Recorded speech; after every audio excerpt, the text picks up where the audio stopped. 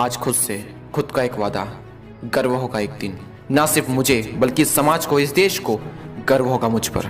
अरे माना कि आज मैं कुछ भी नहीं, लेकिन 10 साल बाद जो मैं होऊंगा उस इंसान की नींव हूं मैं। अकेले में सिर्फ मैंने ही खुद को संघर्ष करते हुए देखा है, अकेले में सिर्फ मैंने ही खुद को आंसू बहाते हुए देखा है। कुदरत ने मुझे एक हीरा बनाया है। यह मेरा कर्तव्य है कि खुद को घिस घिस कर इतना चमकाऊं कि ये दुनिया मेरी चमक से रोशन हो जाए।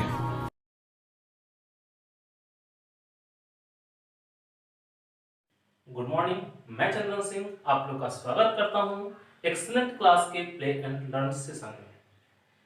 आज हम लोग एक ऐसे टॉपिक की चर्चा करने जा रहे हैं जो किसी भी एग्जाम में, चाहे वो एसएससी की एग्जाम दें या बैंक का एग्जाम दें या रेलवे का एग्जाम हो, चाहे या डिफेंस का एग्जाम हो, यहाँ से क्वेश्चन आता ही आता है।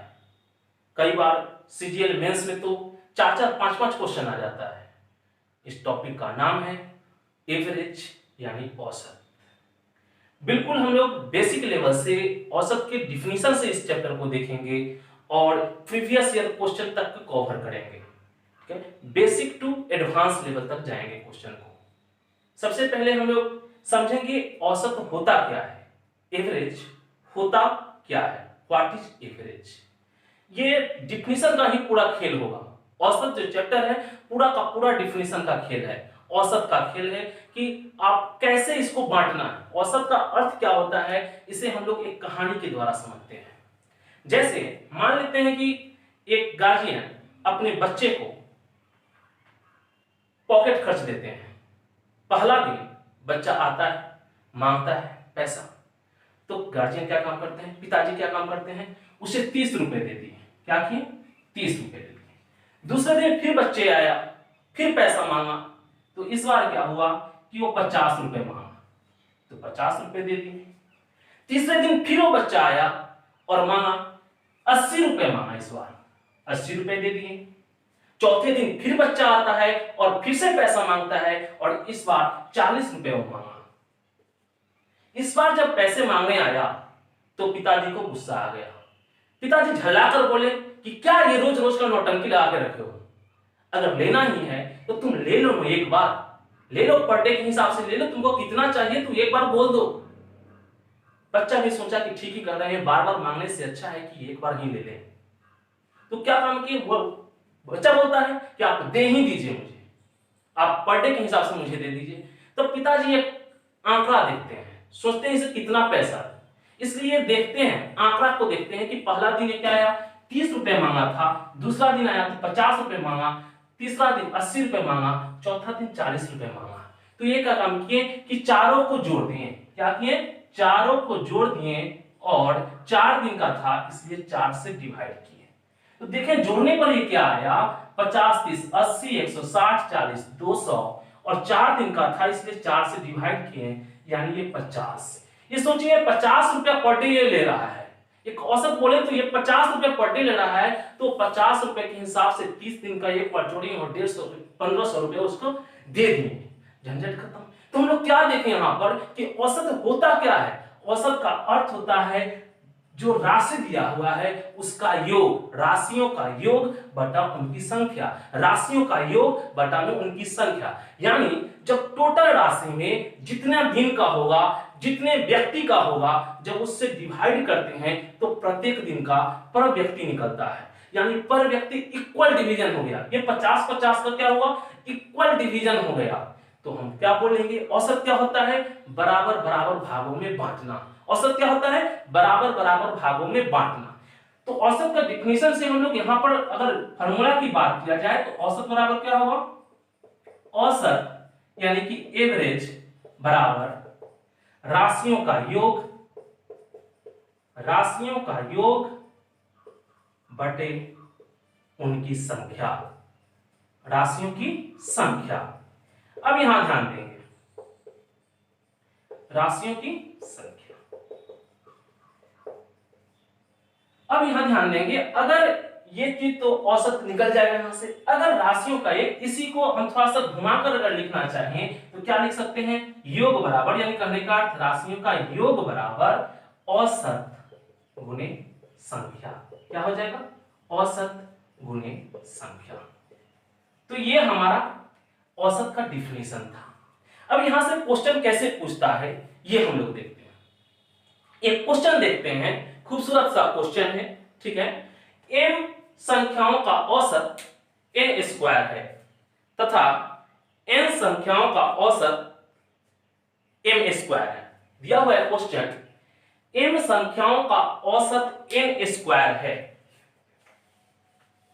यहां ध्यान देंगे, m संख्या का औसत, m संख्या है, औसत कितना है n स्क्वायर, तो योग क्या हो जाएगा m n स्क्वायर। ये औसत है, ये योग है। फिर दिया हुआ है n संख्या का औसत m स्क्वायर, इसका क्या हो जाएगा योग, तो m स्क्वायर n। तो आपसे पूछा जा रहा है कि तो टोटल संख्या का यानी m प्लस n संख्या का औसत क्या होगा, m प्लस n संख्या का औसत क्या होगा। तो क्या करेंगे, जोड़ देते हैं, यानी m प्लस n ये संख्या हो गया और योग को भी जोड़ेंगे, दोनों संख्या के योग को जोड़ेंगे तो क्या आ जाएगा m square n plus m n square, ये हो गया योग का टोटल। तो औसत क्या हो जाएगा, हम बोले योग बटा संख्या, योग बटा संख्या, ये आपका योग है। यहां से क्या किए, mn हम लोग कॉमन हो जाएगा तो कॉमन ले लेते हैं, m प्लस n और बटा में n की संख्या, कितने संख्या का है योग, ये तो m प्लस n संख्या का है तो m प्लस n डालेंगे, यानी कि m प्लस n से कैंसिल, यानी mn, ये औसत हो गया आपका, यानी ये औसत हो गया। आते हैं फिर से देखते हैं एक और क्वेश्चन, देखते हैं नेक्स्ट क्वेश्चन। कह रहा है एक समूह में लड़कों के एक अंक हैं जो दिया हुआ है, एक समूह है जिसमें कुछ लड़कों का अंक दिया हो, वो इस प्रकार से है 48, 59, 87, 37, 78 है और 57 है। आपसे इसका औसत पूछा जा रहा है। क्या पूछा जा रहा है, औसत। तो क्या अब फिर से वही काम करेंगे कि इसको जोड़ेंगे, नहीं। अब इतना जोड़ना, फिर उसमें 6 संख्या है, 6 से डिवाइड करना, ये छोटा छोटा संख्या है, हम जोड़ लेंगे, आसानी से जोड़ सकते हैं, और 6 से डिवाइड करेंगे, आंसर आएगा और बिल्कुल सही आंसर आएगा। लेकिन जब बड़ी संख्या की बात आ जाएगी तब हम लोग क्या करेंगे, एक एग्जांपल से इसको समझते हैं। मेरे घर में अभी गर्मी के समय है, बच्चे लोग आए हुए हैं ननिहाल घूमने के लिए। मेरा भांजा भांजी के पास कुछ कुछ पैसा था, एक के पास 50 रुपए था, एक के पास 100 और तीसरे के पास 75 रुपए था।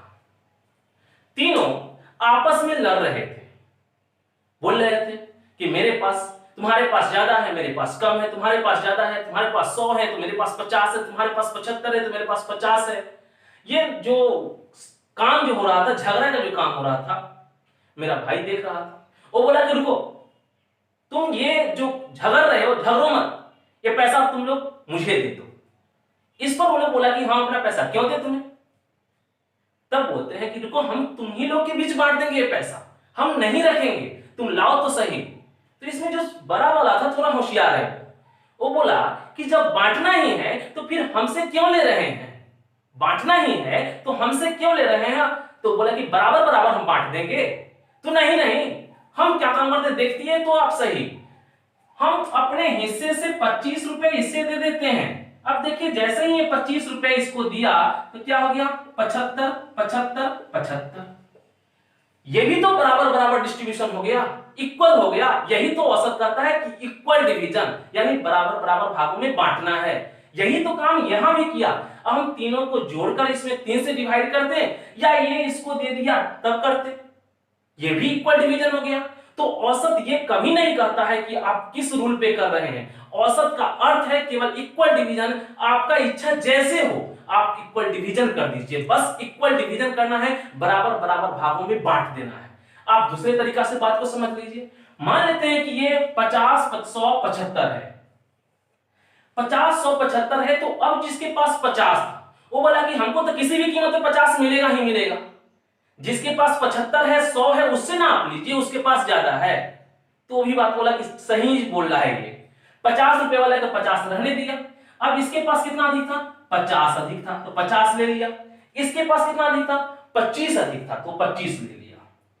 अब तीनों के पास 50-50 रुपए पड़े हुए हैं, तीनों के पास 50-50 रुपए पड़े हैं और उसके हाथ में कितना आ गया जो लिया, तो 50 प्लस 25 75। तो अब तो पैसे बच्चे का ही था ना, बच्चे के बीच में बांटा जाएगा। तो कितने बच्चे के बीच बांटना है? 3 बच्चे के बीच बांटना है। तो फिर क्या काम किया, ये 3 से डिवाइड कर दिया तो 75/3 फिर से 25 हुआ और 50 और 25 मिलाकर हो गया 75। तो औसत यही कहता है कि आपको बांटना है। कैसे बांटना है? इक्वल डिवीजन करना है, बराबर बराबर भागों में बांटना है। तो सेम प्रोसेस से हम लोग ये क्वेश्चन को हल करके देखते हैं। आप एक औसत खुद से ले लें, आपको जो इच्छा है आप कोई भी संख्या मिनिमम ले लीजिए, मैक्सिमम ले लीजिए, या जो आपको लगता है कि ये औसत हो सकता है आप वो संख्या ले लीजिए। मान लेते हैं कि हम यहाँ पर 60 ले रहे हैं, मुझे लग रहा है कि इसका औसत 60 होना चाहिए, यानी कि अगर सभी को एकत्र करके सभी को जमा करके अगर इक्वल डिवीजन करेंगे और फिर 6 से डिवाइड करेंगे तो 60 आएगा। एग्जैक्ट नहीं है लेकिन हम मान ले रहे हैं कि 60 होगा। तब क्या करेंगे, हम लोग मान लेते हैं कि 60 है। अब देखिए यहाँ पे अगर 60 कहते हैं इक्वल तो कितना कम है, तो ये 12 कम है। कितना कम है? 12 -12। ये कितना अधिक है, तो इसको बोल सकते हैं 1 कम है, सॉरी माइनस। ये कितना अधिक है, तो 27 अधिक है तो +27। ये कितना कम है, तो 23 कम है -23। ये कितना अधिक है, तो 18 अधिक है और ये कितना कम है, तो 3 कम है। अब इसको देखिए, ये सबको अगर हम जोड़ करते हैं तो 27 प्लस में है, 23 माइनस में है, तो 4 प्लस का बच जाएगा हमारे पास। अब यहां देखेंगे 12 1 13, 13 3 16, माइनस में 12 1 13 और 3 16 है माइनस में, यहाँ 18 प्लस में है तो 2 बच जाएगा। तो 4 और 2 6। कितने लोगों के बीच बांटना है? 6 लोगों के बीच बांटना है ना, तो 6 से बांट दीजिए ना। क्या करेंगे, 6 से डिवाइड करेंगे तो 4 2 6/6 यानी 1, यानी क्या हो गया 60 + 1 यानी 61 आपका औसत हो गया। यही औसत होता है इक्वल डिवीजन। हमेशा याद रखेंगे इक्वल डिवीजन। आते हैं फिर से हम एक डाटा बड़ा करके देखते हैं, एक और क्वेश्चन देखते हैं। कितना कितना है, तो पहला है 776, दूसरा है 786, तीसरा है 792, चौथा है 798, उसके बाद 804, 807, 812, 815, 816 और 824। इसका औसत निकालना है।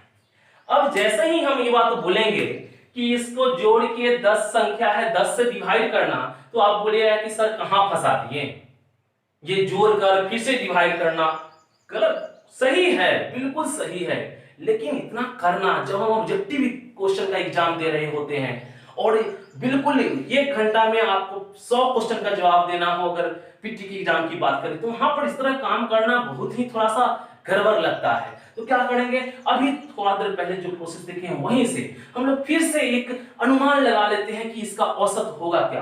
तो मान लेते हैं कि इसका औसत 800, क्योंकि 800 700 की अप्रॉक्स में नंबर है, 800 मान लेते हैं औसत है।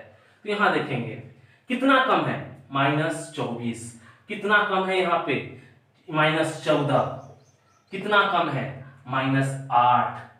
यहाँ पे कितना कम है, -2, +4, +7, +12, +15, +16, +24। अगर सीरीज में नंबर रहेगा तो वहां पे कुछ और करेंगे, लेकिन जब सीरीज में नंबर नहीं हो तब की बात है ये, ठीक है। अब देखते हैं, इसको हल करते हैं हम लोग, जोड़ लेते हैं, देखते हैं क्या होता है। 24 है, -24 +24 खत्म है, 14 और 2 16, 14 2 16 ये भी खत्म हो गया, -8, तो यहाँ पर प्लस का 4 ले लेते हैं, ठीक है। अब जोड़ देते हैं, 4 7 11, 11 4 15, 15 30, यानी टोटल कितना हो गया ये 30। कितने लोगों के बीच बांटना है, 10 लोगों के बीच बांटना है, तो 30/10 यानी कितना हो गया 3 हो जाएगा। तो ये 800 पहले से था और जमा 3 कितना हो गया 803, आपका आंसर हो गया। औसत क्या हो गया 803 हो गया। देखते हैं नेक्स्ट क्वेश्चन फिर से। आइए देखते हैं इसी पर आधारित एक और क्वेश्चन, बहुत ही लाजवाब क्वेश्चन है, ठीक है ना। इस तरह क्वेश्चन एग्जाम में बार बार आता भी है।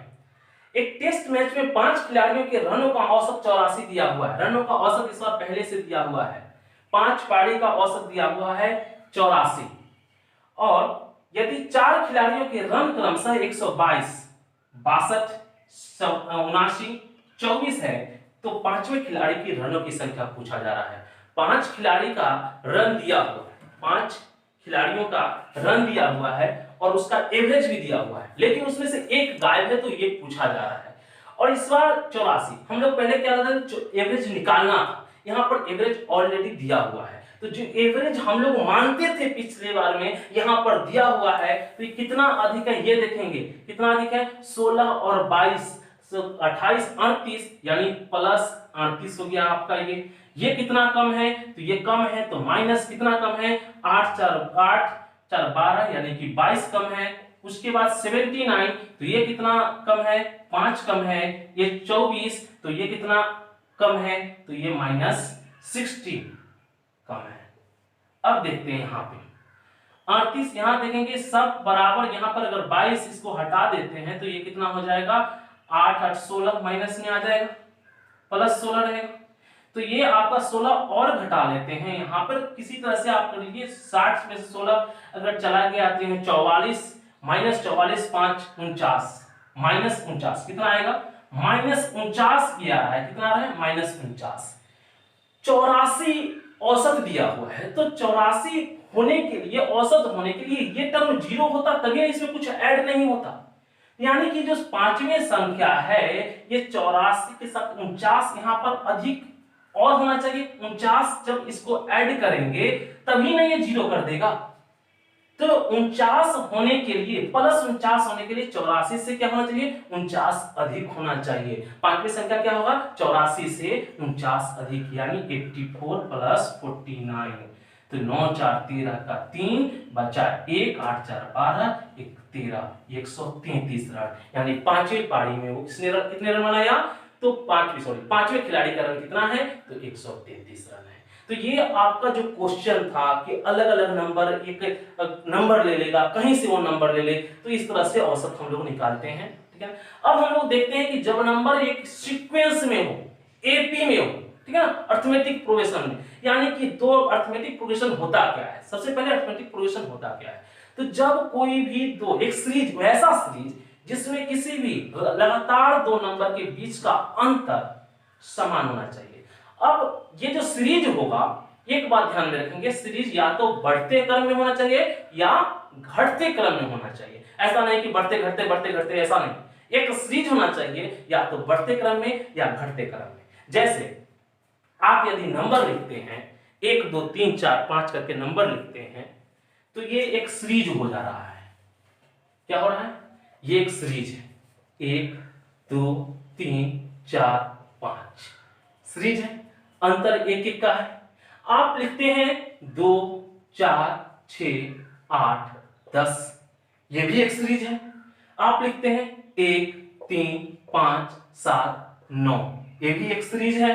आप लिखते हैं 4 8 12 16 20, ये भी एक सीरीज है। आप एक बार फिर से 2 4 6 8, ये भी सीरीज है। सब एक सीरीज में है क्योंकि कॉमन डिफरेंस सबका समान है। ये सभी के लिए अलग अलग रूल, यानी कि अलग अलग ट्रिक होता है। तो हम लोग ट्रिक पर नहीं ध्यान देना, हम लोग को कंसेप्ट को समझना है कि औसत होता क्या है। औसत का अर्थ क्या है, इक्वल डिवीजन, बराबर बराबर भागों में बांटना। तो पहले देखेंगे, अगर सबको जोड़ देते हैं, 1 2 3 4 5 को जोड़ते हैं, तो क्या हो रहा है, यहां पर देखेंगे 5 4 9 3 12 और 2 1 3 15 हो रहा है। 15 में हम लोग 3 से जब डिवाइड कर दे रहे हैं तो क्या हो, सॉरी 5 संख्या है तो 5 से डिवाइड कर दे रहे हैं, तो ये क्या हो जा रहा है, 3 हो रहा है। अब यहां देखेंगे वही काम, ये क्या है, औसत बीच में है 3। आप या तो देखेंगे 5 1 6 करते हैं तो भी 2 5 अंतिम, फर्स्ट और लास्ट का औसत निकाल रहे हैं, फिर भी आपका 3 ही आ रहा है ना। दूसरा में देखते हैं 10 2 12 8 4 12 12 12 24 36, 30 बटा 5 करते हैं तो 6 आता है। यहां से करते हैं, जोड़ते हैं 9 1 10 7 3 10 25, 25 बटा 5 करते हैं, औसत 5 आ रहा है। यहां करते हैं 20 4 24 16 8 24 24 48 और 12, आपका 60 हो जा रहा है। 60 बटा फिर 5 संख्या क्या है तो 12 हो जा रहा है। यहां पर करते हैं 8 2 10 6 4 10, 4 संख्या है 20 बटा 4 यानी औसत क्या हो रहा है 5। ऊपर से हर एक टर्म को आप देखिए, हर एक का औसत देखिए, कुछ नजर आएगा, कुछ नजर आएगा। क्या नजर आ रहा है तो देखिए, फर्स्ट लास्ट को जोड़ते हैं, दोनों का औसत 1 5 का औसत 5 1 6 बटा 2 यानी 3, औसत 3 है। 2 10 12 12 बटा 2 करते हैं 6, औसत 6 है। 1 9 10 10 बटा 2 करते हैं औसत 5 है। 4 20 24 बटा 2 करते हैं औसत 12 है। 8 2 10 10 बटा 2 करते हैं औसत 5 है। तो क्या देखिए ये क्या बात हुआ कि जब फर्स्ट टर्म में, जब सीरीज में हो नंबर, एपी में हो नंबर, और तो क्या करते हैं first term plus last term, first term plus last term का जो औसत होगा, यानी कि प्रथम पद और अंतिम पद का जो औसत होगा वही औसत उस सीरीज का होता है।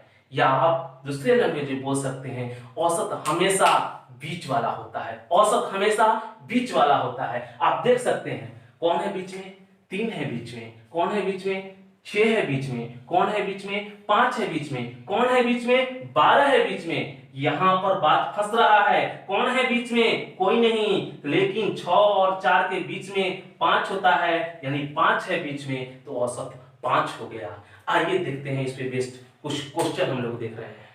प्रथम 50 प्राकृत संख्याओं का औसत क्या है? प्रथम 50 प्राकृत संख्या का औसत क्या है?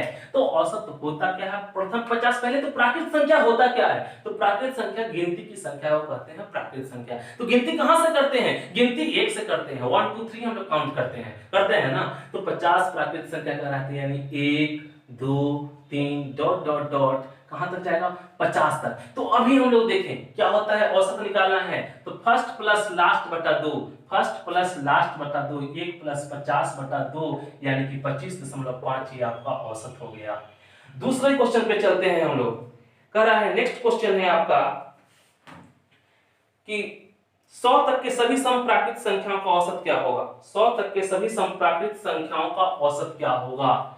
तो समप्राकृत संख्या बोला जा रहा है, तो पहली समप्राकृत संख्या क्या हो जाएगा, सम संख्या क्या हो जाएगा तो 2 होता है। उसके बाद 4 6 100 तक का कह रहा है तो कितना हो जाएगा, तो अंतिम 100 हो जाएगा। तो 100 प्लस 2 बटा 2 यानी 102 बटा 2 यानी कि 51, आपका क्या हो जाएगा 51 हो जाएगा।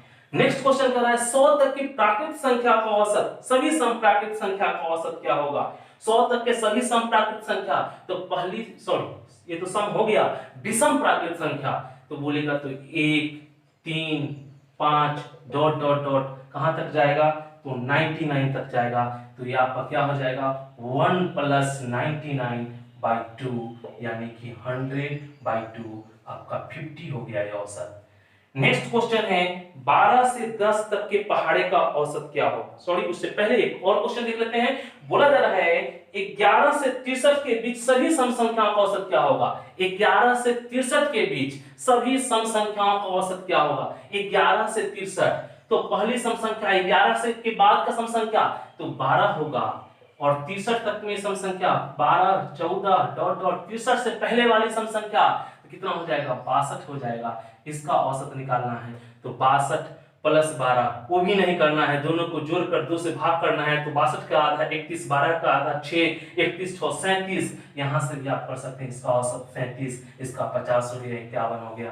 ठीक है ना, बिल्कुल ये आसान से लैंग्वेज में अलग अलग ट्रिक पढ़ने की जरूरत ही नहीं है, सभी के लिए एक ट्रिक। नेक्स्ट क्वेश्चन है आपका, बोला जा रहा है 12 के 10 तक के पहाड़े का औसत, या बोलेगा 3 के प्रथम 5 गुणज, बोलेगा 3 के प्रथम 7 गुणज, बोलेगा 7 के प्रथम 5 गुणज, इस तरह एक क्वेश्चन आएगा। यहाँ पे कह रहा है 12 के प्रथम 10 गुणज, 12 के जो है 10 तक के पहाड़े का औसत, यानी कि पहला क्या हो जाएगा तो आपका ये 12, दूसरा 24, तीसरा इस तरह से जाते हुए 10वां क्या हो जाएगा 120 होता है इसका औसत। तो फिर से फर्स्ट प्लस लास्ट बटा 2 करेंगे, यानी प्रथम और अंतिम को जोड़ के 2 से भाग करना है। तो हम क्या करेंगे, इसका आधा 60, इसका आधा 12 का आधा 6, यानी कि इसका औसत क्या हो जाएगा 66 होता है। ठीक है ना, देखते हैं एक बहुत सा सुंदर सा आप नेक्स्ट क्वेश्चन जो कि आपका एग्जाम में पूछा हुआ क्वेश्चन है। नेक्स्ट क्वेश्चन इसी पर आधारित क्वेश्चन देखते हैं हम लोग। देखते हैं नेक्स्ट क्वेश्चन। लेकिन इससे पहले एक बात आप लोगों से हम कहना चाहेंगे, यदि आपको ये वीडियो पसंद आ रहा है तो आप लाइक जरूर करेंगे, सब्सक्राइब करेंगे, साथ ही साथ ये इसको शेयर करेंगे, क्योंकि मेरा वीडियो बनाने का उद्देश्य है कि वैसे लोगों तक पहुंचना जो कि शहर के महंगे कोचिंग का फी नहीं दे सकते हैं, पेड कोर्स नहीं खरीद सकते हैं, उनके पास से पहुंच जाना चाहिए, शायद उनके लिए ये यूजफुल हो जाए। ठीक है ना, इसलिए शेयर जरूर से जरूर करें और साथ ही साथ कमेंट बॉक्स में आप अपनी राय दें, अपना जो सजेशन होगा वो आप दे सकते हैं। बिल्कुल आपका स्वागत है। चलते हैं नेक्स्ट क्वेश्चन की तरफ। 5 क्रमागत विषम संख्याओं का औसत 61 है, इनमें सबसे बड़ी तथा सबसे छोटी का अंतर कितना है? अभी हम लोगों ने देखा कि औसत हमेशा क्या बोले कि या तो first term plus last term बटा दो, या बोले कि जब क्रमागत संख्या की बात करें, एपी की सीरीज की बात करें तो औसत बीच वाला होता है। यहां पर दिया हुआ है कि 5 क्रमागत संख्याओं का औसत 61 दिया हुआ है। 5 क्रमागत संख्याओं का औसत 61 दिया हुआ है। अभी हम लोगों ने देखा था कि औसत क्या होता है, हमेशा बीच वाला होता है। औसत क्या होता है, बीच वाला होता है। तो ये 61 हो गया बीच वाला, तो इसकी आय की संख्या 63, इसकी आय की संख्या 65, इससे पहले 59, इससे पहले 57। कितने का अंतर हो गया? तो हम लोग बोलेंगे 8 का अंतर। 65 माइनस 57 यानी 8 का अंतर। लेकिन एक मिनट, इससे पहले हम लोग थोड़ा सा देखेंगे। कुछ करना ही नहीं है, डायरेक्ट आंसर देना है ऐसे क्वेश्चन को, आपको कुछ नहीं करना है। जैसे दो संख्या लिखे, 2, 4 और मान लेते हैं 6 लिखे। अंतर अगर पूछेगा, औसत 4 है, अंतर कितने का? 2 और 6 के बीच, तो 4 का अंतर है। नेक्स्ट क्वेश्चन अगर 8 लिख दे रहे हैं, अंतर कितने का? तो 6 का। तो देखते हैं जब 4 संख्या लिख रहे हैं तो गैप कितने का है? 3 गैप है। अगर 5 संख्या लिखते हैं तो कितना गैप है? 4 गैप है। और एक गैप कितने के बराबर है?